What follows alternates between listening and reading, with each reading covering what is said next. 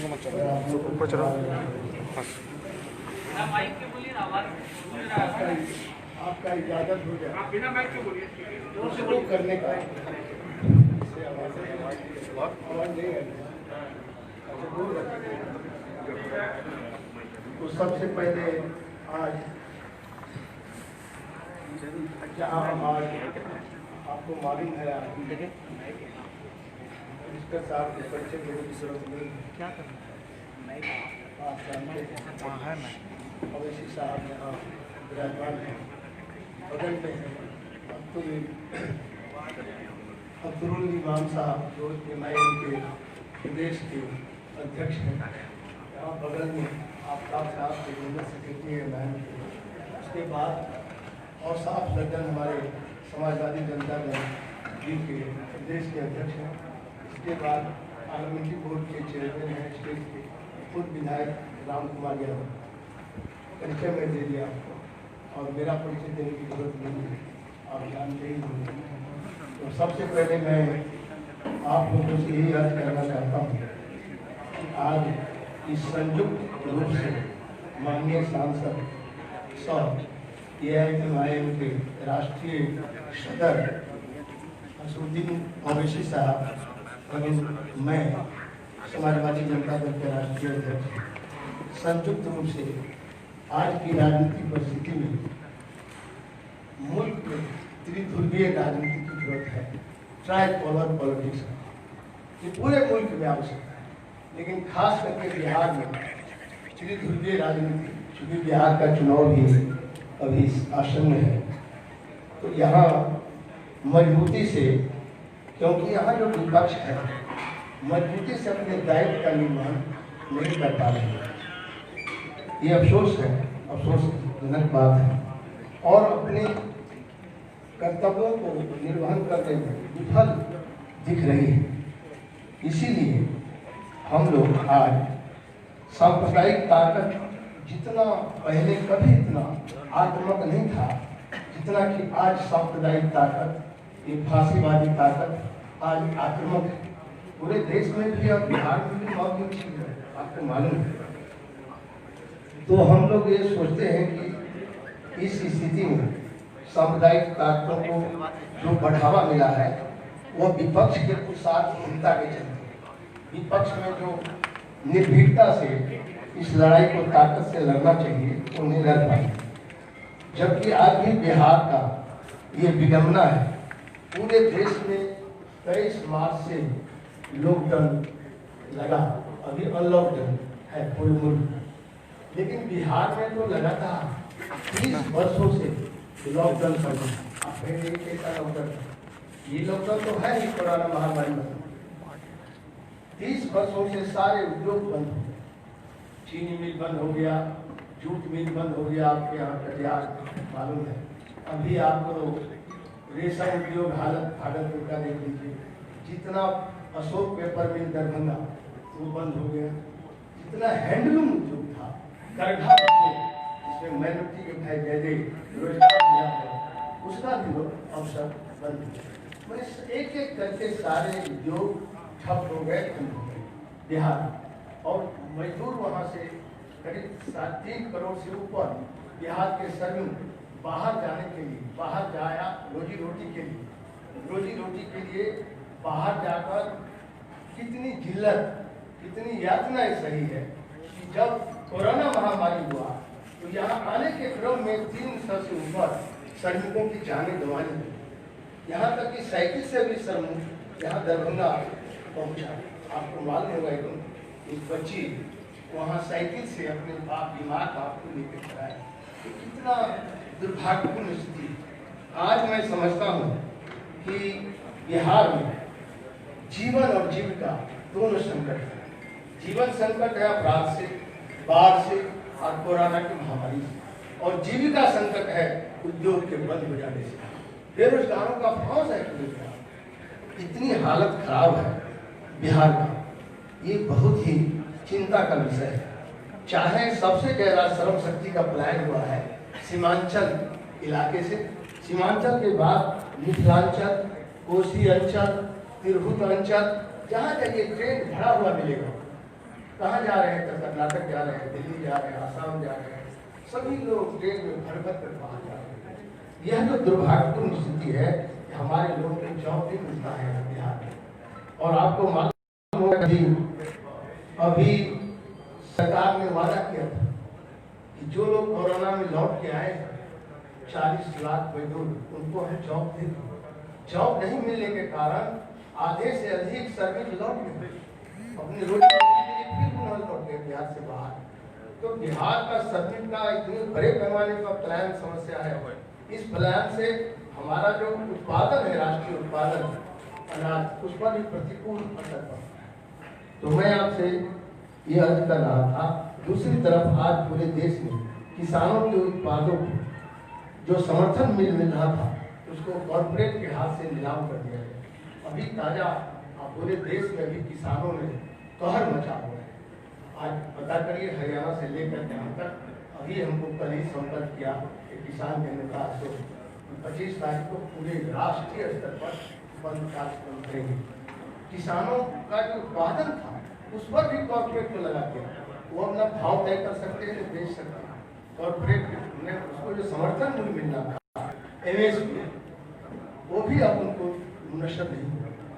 तो किसान का भी हालत बिहार में। इसीलिए इन सारी चीज़ों को देख और जो मजदूरों में हाहाकार है, इस सब को लेकर के हम संयुक्त लोक जनतांत्रिक सेकुलर एक गठबंधन हम लोगों ने तय किया है। एक गठबंधन यहाँ बना है जिसका नींव ओवैसी साहब रहे हैं। यह गठबंधन बिहार में नया विकल्प और बेहतर बिहार बनाने के लिए कटिबद्ध है, संकल्पित है। और यह गठबंधन बिहार में चुनाव को अपने अपने प्रभाव क्षेत्र में पूरी मजबूती से लड़ेगी। इसीलिए लड़ेगी कि अपनी उपस्थिति दर्ज करके गरीबों का पलायन समस्या को लेकर, बेरोजगारी की समस्या को लेकर, भ्रष्टाचार को लेकर, शिक्षा का गिरता हुआ स्तर को लेकर, इन सब सवालों को उठा करके मजबूती से उसका आवाज बने। इस गठबंधन का दूसरा विजन है व्यवस्था परिवर्तन करने का। जैसे हर प्रकार का गैर बराबरी, सामाजिक, राजनीतिक, सांस्कृतिक, धार्मिक जितनी गैर बराबरी है उसके खिलाफ मुखालफत के लिए प्रतिबद्ध है ये जो हमारा गठबंधन है। बिहार चुनाव सो मात्र एक पड़ाव है। यह बिहार से अपनी मजबूती दस्तक देगी। आगे मुद्दा आधारित आंदोलन के लिए यह गठबंधन प्रतिबद्ध है, संकल्पित, कमिटेड। इस गठबंधन को प्राथमिकता रहेगी वंचित समाज जो मुख्य धारा में नहीं है उनको मुख्य धारा में लाने का, और अपराध मुक्त, भ्रष्टाचार मुक्त, पलायन मुक्त और शिक्षा में सुधार, बेरोजगारों के लिए अवसर पैदा करना, किसान मजदूरों उसकी कृषि उत्पादन को नई भर दिलाना। संयुक्त जनतांत्रिक सेकुलर गठबंधन UDSA, United democratic secular alliance. और यह व्यवस्था परिवर्तन का अभियान आंदोलन केवल बिहार तक नहीं सीमित रहेगा, पूरे देश में यह अभियान चलेगा। हमारी यह गठबंधन किसी भी अपराधी और भ्रष्टाचारियों को किसी भी कीमत पर टिकट नहीं देगी। हिम्मत है और जो दल है जो अपने को बड़े भारी 15 साल बनाम 15 साल का नारा देते हैं, बुराई से बुराई साफ होगा क्या? बुराई से बुराई की लड़ाई से बिहार की आम जनता को कोई बुनियादी समस्या से निजात नहीं मिलेगी, क्योंकि ये कीचड़ से कीचड़ की लड़ाई, कीचड़ से कीचड़ साफ नहीं होता, साफ पानी से साफ होगा, वो साफ होगा। इसीलिए हम लोगों ने गठबंधन बनाया है और UDS समान विचारधारा वाले दलों से गठबंधन का दरवाजा खुले हुए है, लेकिन इसमें तालमेल का क्रम अभी भी जारी रहेगा। जो भी दल समान विचारधारा रखते हैं, इस सिद्धांत को मान के चलते हैं, उससे हमारा कोई जुड़ाव नहीं है, क्योंकि हम मजबूती से सांप्रदायिक ताकत के खिलाफ यह गठबंधन है। और जो भी बिहार की हालात है उन हालातों को पटरी पर लाने के लिए, राजनीतिक पटरी से उतर गया, इसको पटरी पर लाने के लिए भी हमारा ये गठबंधन है। अन्य राजनीतियों को, दलों को भी हम ये इस आज के इस प्रेस संवाददाता सम्मेलन से या प्रेस वार्ता से ये कहना चाहते हैं कि आपकी हिम्मत जुटाओ और कहो जो बेईमान ठेकेदार है, अपराधी है, माफिया है, भ्रष्ट अफसर है या भ्रष्ट राजनेता है, उसको अपने दल से टिकट नहीं देने के लिए साफ सुथरी इसको प्राथमिकता दे। ये हिम्मत है तो हम सभी दलों के लिए कहते हैं, बिहार में जो दल है, आज हमारा यूडीए से इस गठबंधन को ऐलान करता है कि किसी भ्रष्टाचारी को हम अपराधी को टिकट नहीं देंगे। हिम्मत है तो वो दल भी इस चुनौती को स्वीकार करेंगे। कुछ तो होगा उसमें, कोई भी दल इस बात को स्वीकार कर ले तो और मैं यह भी कहूँगा, यह जो संकल्प है, यह जो गठबंधन है, वह बिहार के बदलाव, बेहतर बिहार बनाने का अभियान भी है, संकल्प भी है। इन्हीं शब्दों के साथ आज मैं अपनी बात को एक विराम करता हूँ।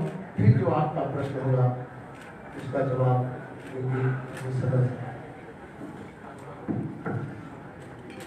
दो दलों का अभी हुआ है, समाजवादी जनता दल डेमोक्रेटिक और AIMI, ये दो दलों का अभी गठबंधन हुआ है। आगे और भी इसका एक्सटेंशन है।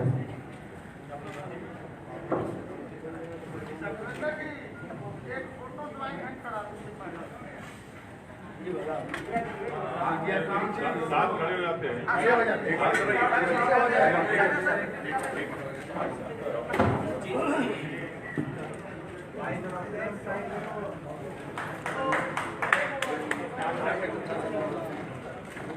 बनाना है, इसलिए हाथ उठा रहे हैं।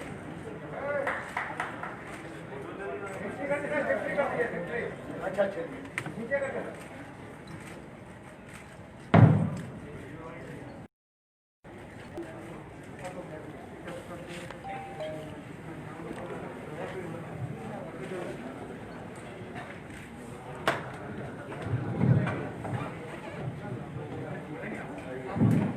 आपको पूछना है तो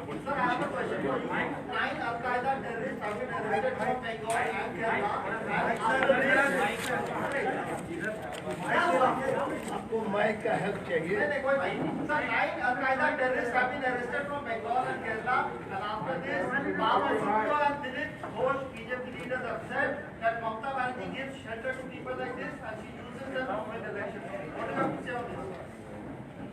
I have also read in the newspaper that the NIA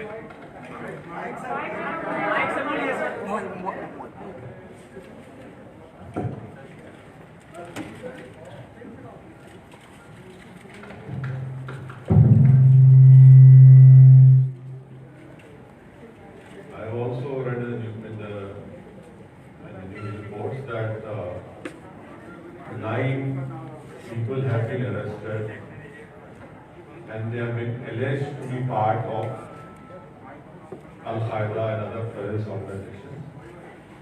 And I hope that the NIA would be able to convict them.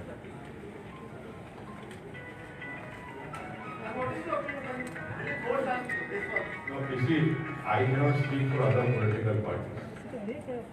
It is for those political parties to answer on their behalf. Are they trying to compromise this? Sir, I cannot speak on behalf of the political parties. You have to explain. आप पूछ लीजिए, कुछ पूछना है नहीं, आपका ये दौरा किस मकसद के तहत हुआ है? आप यहीं से थे या सीमांचल भी जाएंगे? अभी आपको UDSA के कन्वीनर जनाब देवेंद्र प्रसाद साहब ने आपको पूरी तफसील बताई। यूनाइटेड डेमोक्रेटिक सेक्युलर अलायंस इसका फुल फॉर्म है और कन्वीनर साहब तय करेंगे कि ये अलायंस कितने सीट पर बिहार में इलेक्शन लड़ेगा। अख्तर अलीमान साहब हमारे प्रदेश के अध्यक्ष हैं, वो इसके भी डिप्टी कन्वीनर रहेंगे। बैठकर कन्वीनर साहब के साथ पूरा तय करेंगे कितने सीट पर इलेक्शन लड़ना है, कहाँ से लड़ना है, किस जगह पर लड़ना है।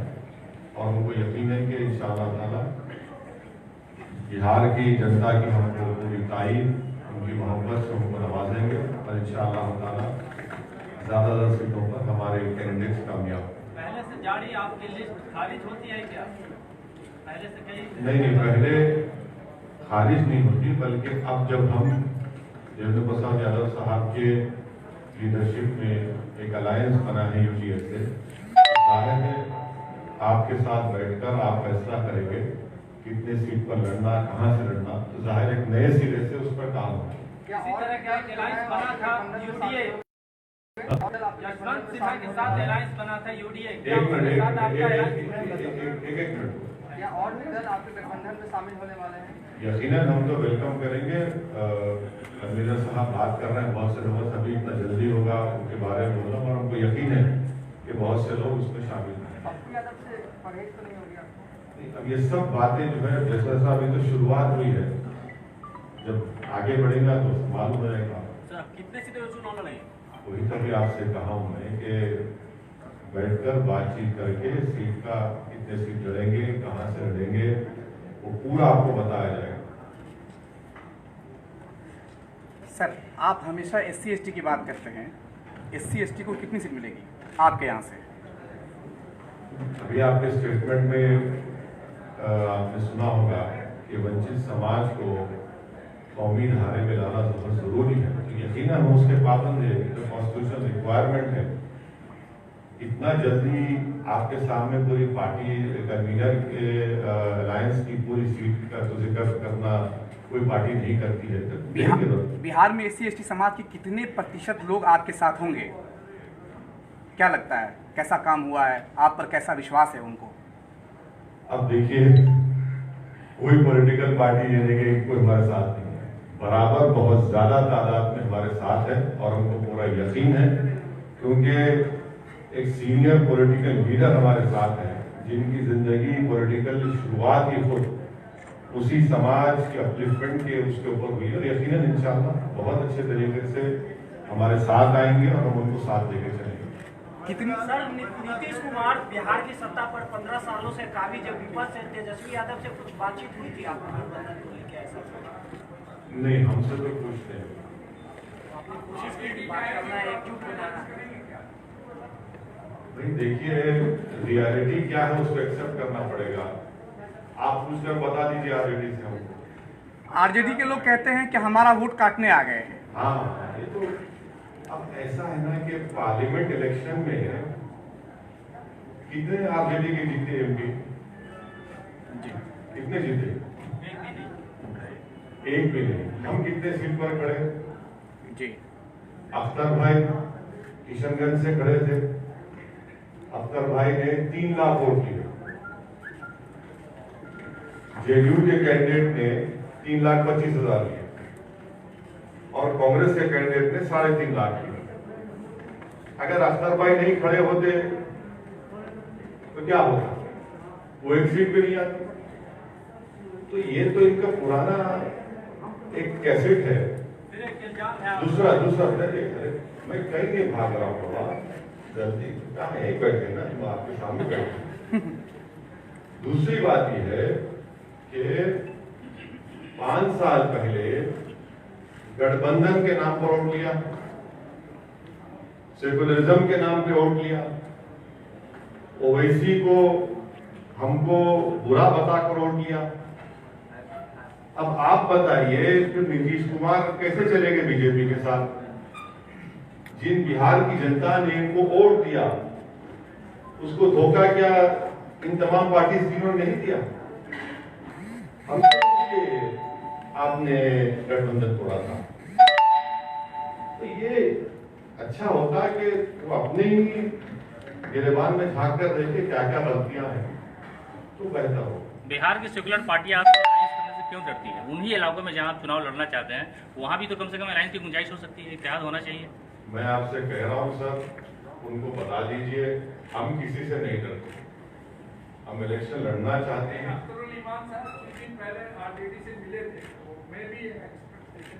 अख्तर भाई मिले थे, नहीं मिले थे, मिलते हैं, मगर इसको आप ये कहना कि मिले थे वो नहीं है, वो मुलाकात नहीं थी, तो आप समझ रहे हैं ना? देखिए, अख्तर आज भी हम बोल रहे हैं, आपसे मैंने कहा कि आप हमारा मैसेज कन्वे करिए, बताइए क्या बोलते हैं वो। ना वो भाव नहीं दिया गया क्या सर आरजेडी के तरफ? हाँ, भाव नहीं दिया गया आरजेडी के तरफ? आरजेडी की तरफ भाव वेट वेट नहीं दिया गया क्या? वजन।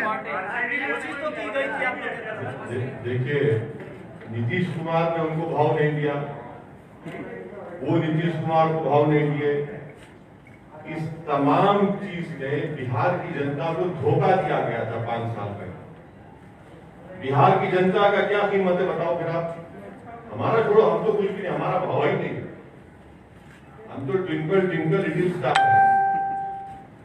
मगर जो 5 साल पहले वोट किया था उसके बारे में क्या कहेंगे, कौन जिम्मेदार उसका? अगर आज बिहार में बीजेपी सत्ता में है तो उसका जिम्मेदार कौन? इतनी बड़ी तादाद में बीजेपी इतना एमपी सीट जीत गया, उसका जिम्मेदार कौन? किसका बहुमत है? हमारा छोड़ दिया, हमारा कुछ नहीं है भाई। हम तो बिल्कुल कोशिश कर रहे हैं, मगर ये बिहार की जनता देख रही है, सब फैसला करेगी। आप पे ये हैदराबाद में मैंने बीजेपी को हराया, औरंगाबाद में इम्तियाज जलील ने 23 साल के शिवसेना के एमपी को हराया। आज महाराष्ट्र में कांग्रेस शिवसेना के साथ है। अब ये सवाल कांग्रेस से कोई नहीं पूछते। इल्जाम लगाना तो ऐसा है ना कि हमारा चेहरे पे लगा हुआ है, शायद इल्जाम लगाइए, इल्जाम हमको इतराज नहीं, पर आवाम को, जनता देख रही है सब ये तमाशा जो हो रहा है, और जनता इसका अच्छा जवाब देगी।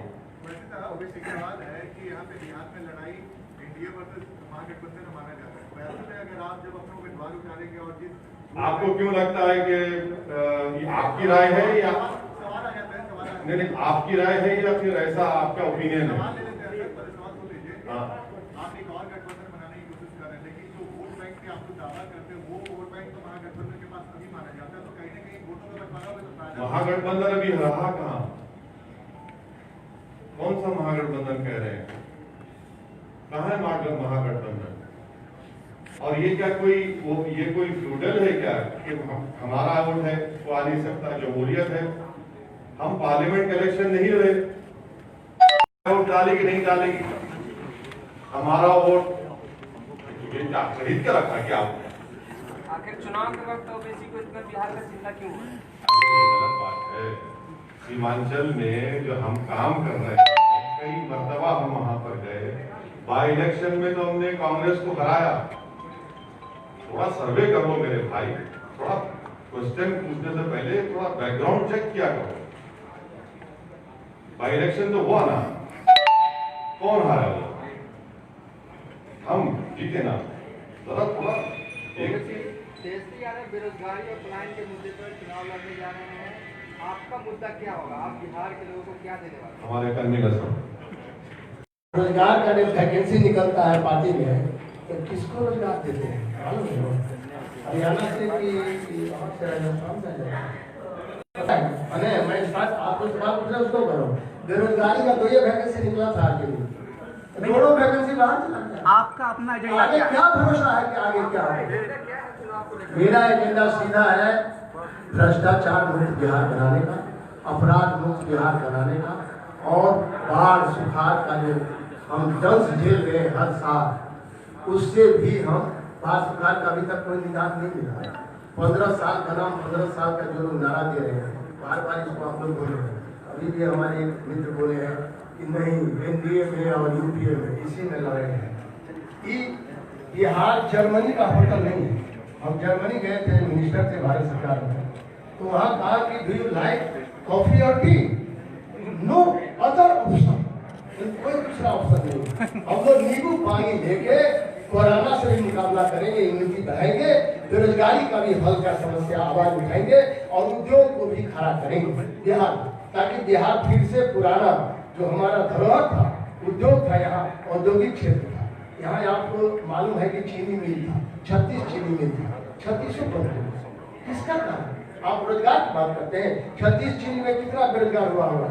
3 करोड़ से ऊपर बेरोजगार हो गए। किसका शासन था? 15 साल बड़ा भाई का, 15 साल छोटे थे, हिंदुओं का शासन रहा।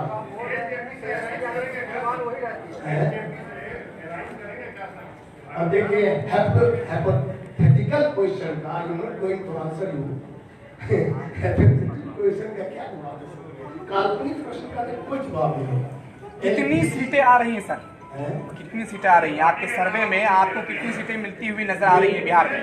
मेरा सर्वे हो रहा है। जी जी जी। हम लोग देखिए, हम लोग हम लोग जमीनी कार्यकर्ता का भी पूरी तरह चिन्हित किया जा रहा है। एक सप्ताह में आपको बताया जाएगा अभी टाइम। वैसे ही मेरा सवाल आपसे है, बिहार में 243 सीटें हैं, लगभग आप लोगों ने कितनी सीटों पे ये होमवर्क किया हुआ है कि आप लोगों की जो नई अलायंस है वो चुनाव लड़ सकती है? वैसे सवाल है। और अख्तर विमान साहब और आप सब लोग बैठकर बातचीत करेंगे, तय करेंगे और फिर आपको जरूर बताएंगे कि बिहार के कितने असेंबली क्षेत्र से हमारे यूडीएसए के अलायंस के कैंडिडेट होंगे। थोड़ा वक्त दीजिए, इंशाल्लाह आपको बराबर मालूम है, कोई आपसे छुपने वाली बात नहीं, आपको बताएंगे। बिहार की राजनीतिक पार्टियों का मानना है कि आपके बिहार आने के बाद वैसे सर मेरा आपसे क्वेश्चन है, आपकी पार्टी पर ये आरोप लगता है कि आप एक वर्ग विशेष की राजनीति, एक समुदाय विशेष की राजनीति करते हैं। तो लगता है ना, उनको लगता है, हमारे पॉलिटिकल ओपोनेंट को लगता है, उसमें कोई सच्चाई नहीं, बिल्कुल कोई सच्चाई नहीं। अगर सच्चाई नहीं है सर तो फिर मुस्लिम बहुमत इलाके से आप क्यों लड़ना चाहते हैं? पार्टियों का भी मानना है कि आपके बिहार आने के बाद अल्पसंख्यकों पर जो राजनीति है वो काफी तेज हो जाएगी बिहार में। अरे हम तो बात ही नहीं कर, हम तो वंचित समाज की बात कर रहे हैं, पूरी समाज की बात कर रहे हैं, कहाँ एक विशेष समाज की बात। Okay sir, thank you sir, बहुत सुनिए, आपने जब 1 मिनट में जो आपने सवाल अभी किया बैरिस्टर साहब से, उसको मैं कह देना चाहता हूँ। कहने को एक हम थोड़ा कविता भी करते हैं, सुन लीजिएगा, है समय 1 मिनट। कहने को तो अपना राज है, लेकिन